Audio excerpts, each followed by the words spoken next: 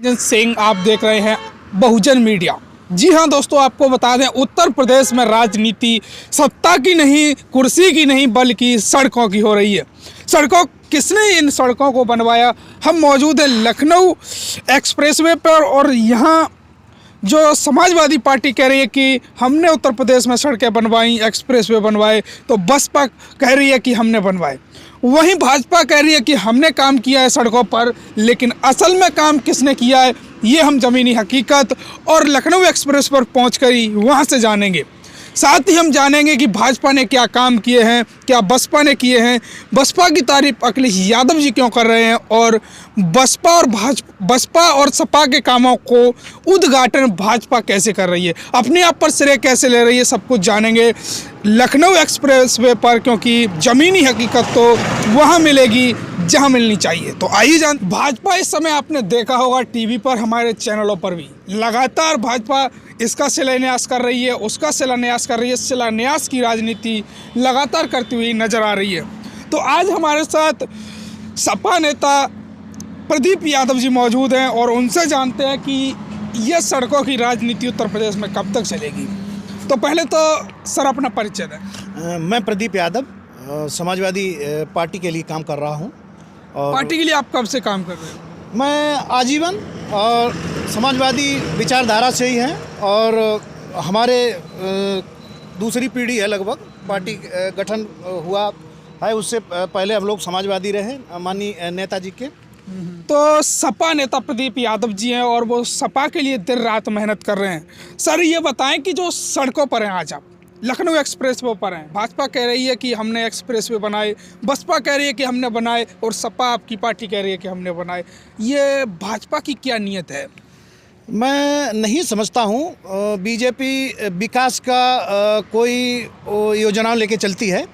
अब वो तो मंदिर मस्जिद हिंदू मुस्लिम पाकिस्तान इसके नाम पे यहाँ पूरा वोट लेते हैं, जनता को गुमराह करते हैं। और बात ये आगरा एक्सप्रेसवे की जाए तो ये माननीय राष्ट्रीय अध्यक्ष अखिलेश यादव जी ने कितने कम समय में बनाकर ये दिखा दिया है विकास कैसे किया जाता है। बात यमुना एक्सप्रेसवे की जाए तो वो बहन कुमारी मायावती जी ने बनाया है। अभी अखिलेश यादव ने यूपी तक और एएनआई से बातचीत करते हुए बताया कि जो लखनऊ और ये तमाम एक्सप्रेसवे हैं, जो ये गंगा एक्सप्रेसवे बनाया वो मायावती ने बनाया और भाजपा इसका शिलान्यास कर रही है, श्रेय लेने का काम कर रही है। तो इस पर आप क्या सोचते हैं? वो बहन कुमारी मायावती जी का ही ड्रीम प्रोजेक्ट था और उसी पे वो जो है शिलान्यास कर रहे हैं। योगी आदित्यनाथ जी शाहजहाँपुर से शुरुआत करवा रहे हैं नरेंद्र मोदी प्रधानमंत्री जी द्वारा। तो इन्हें तो सिर्फ मंदिर मस्जिद का इलेक्शन आ गया है, इसलिए ये इस पे सड़कों एक्सप्रेसवे पे राजनीति कर रहे हैं और इनका विकास कराने का कोई इरादा नहीं है। भाजपा कहती है कि हमारी सरकार में गुंडा राज नहीं है, लेकिन हाल ही में देखा गया किसानों के ऊपर गाड़ी चढ़ाई गई और वो मंत्री ने, आपको बता दें, जो पत्रकार थे उनको धमकाया गया। ऐसा क्यों भाजपा कर रही है? ऐसा आपको क्या लगता है?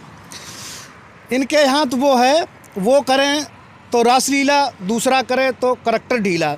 सबसे ज़्यादा अगर एमएलए देखे जाएं तो 130 एमएलए समथिंग उत्तर प्रदेश विधानसभा के अंदर उन पे सबसे ज़्यादा केसेस हैं और सबसे ज़्यादा गुंडागर्दी तो यही लोग कर रहे हैं।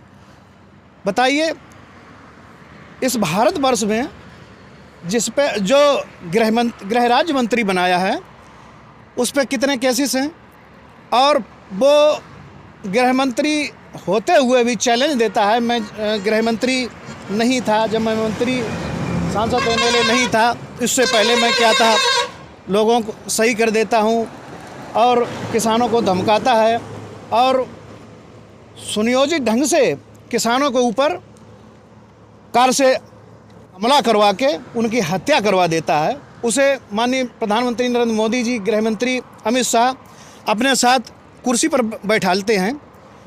अब क्या संविधान रह गया है? भाजपा वाले हों, अन्य पार्टी वाले हों, वो तो कहते हैं कि आप ही सपा वाले गुंडा हैं, जब सपा की सरकार आ जाएगी तो गुंडों की सरकार आ जाएगी। मैंने अभी बोला है वो करें वो रासलीला, दूसरा करे तो करेक्टर ढीला। अच्छा, आपने कहा कि वो कर रहे हैं तो कुछ नहीं है, और जब हमने किया तो वो अलग बात है। तो जो शिवपाल यादव जी का जो हाल ही में गठबंधन का अखिलेश यादव ने संकेत दिए हैं कि मिलकर लगभग गठबंधन हो चुका है, उससे सपा को क्या फ़ायदा मिलेगा, क्या नुकसान होगा, क्या होगा आगे चुनाव में? उससे मजबूती मिलेगी समाजवादी पार्टी को, और सबसे ज़्यादा मजबूती एटा, इटावा, मैनपुरी, फर्रुखाबाद, कन्नौज, औरैया, फिरोजाबाद, कानपुर मंडल, बुंदेलखंड और रुहेलखंड में सबसे ज़्यादा माननीय शिवपाल सिंह जी के गठबंधन हो जाने से मजबूती मिलेगी। वो आप मानते हो कि शिवपाल यादव जी का गढ़ है और मजबूत नेता है वो? अब वो समाजवादी पार्टी के ही तो हैं, हाँ। और उनके चाचा भी रहे हैं। उन्होंने पार्टी समाजवादी में सबसे ज़्यादा काम किया है नेताजी के साथ, तो वो सब एक ही हैं। और जो ओम प्रकाश राजभर का गठबंधन हुआ है, छोटे छोटे दलों के साथ गठबंधन हो रहा है, क्या आपको लगता है कि तो आप कमज़ोर हो इसीलिए छोटे छोटे गठबंधन कर रहे हैं, छोटी छोटी पार्टियों के साथ आप कमज़ोर हो या कैसे हो? देखिए, बीजेपी ने इससे पहले ओम प्रकाश राजभर जी बीजेपी के साथ थे। जी। बीजेपी ने कितने लोगों को साथ जोड़कर सरकार बनाई है। अब उन लोगों को बीजेपी के काल में जिस पर्पज पे वो लोग बीजेपी के साथ गए थे, उनका काम नहीं हो पाया। अब उन्हें पूर्ण रूप से भरोसा है कि मैं माननीय अखिलेश यादव जी को मुख्यमंत्री बनाकर अपने कार्यों को पूर्ण कराने का काम करेंगे, इसलिए वो आए हैं और उनके हम लोग पूरा भी कर। आगे भी जानते हैं कि जिस प्रकार से इतने आपने गठबंधन कर लिए, समाजवादी पार्टी की 2022 के लिए क्या रणनीति है? अगर आप सत्ता में ना पहुंचते हुए अगर चूक जाते हैं, कहीं आपको बसपा के साथ जाना पड़े, तो आपका क्या विचार है? बीजेपी ने इतनी कमियां कर दी हैं, उनके विरोध में ही सब पब्लिक है, और हम लोग 350 प्लस में जाएंगे, पूर्ण रूप से सरकार बनाएंगे, और मुझे किसी की ज़रूरत नहीं पड़ेगी गठबंधन की, और हम लोग पूरे प्रदेश का विकास करेंगे, और मंदिर मस्जिद ये हम लोगों की राजनीति नहीं है। आपका कहने का मतलब है कि हम सरकार फुल मेजॉरिटी से बनाएंगे और मंदिर मस्जिद पर कभी नहीं बात करेंगे, आप विकास पर बात करेंगे? जी जी जी जी जी। तो ये थे हमारे साथ सपा नेता प्रदीप यादव जी, जिन्होंने खुलकर बात रखी कि बसपा सपा पर, भाजपा पर उन्होंने क्या क्या काम किए, और सपा के बारे में भी बताया इन्होंने कि सपा किस प्रकार से मंदिर मस्जिद पर बात नहीं करेगी बल्कि शिक्षा, रोजगार, स्वास्थ्य पर बात करेगी। तो आप क्या कहना चाहते हैं इनकी बातों के बारे में? कमेंट में राय जरूर दें। और कुर्सी की लड़ाई तो छोड़िए, अब सड़कों की लड़ाई पर आ गया है उत्तर प्रदेश की राजनीति। तो कमेंट में राय जरूर दें। वीडियो अंत तक देखने के लिए आप सभी का बहुत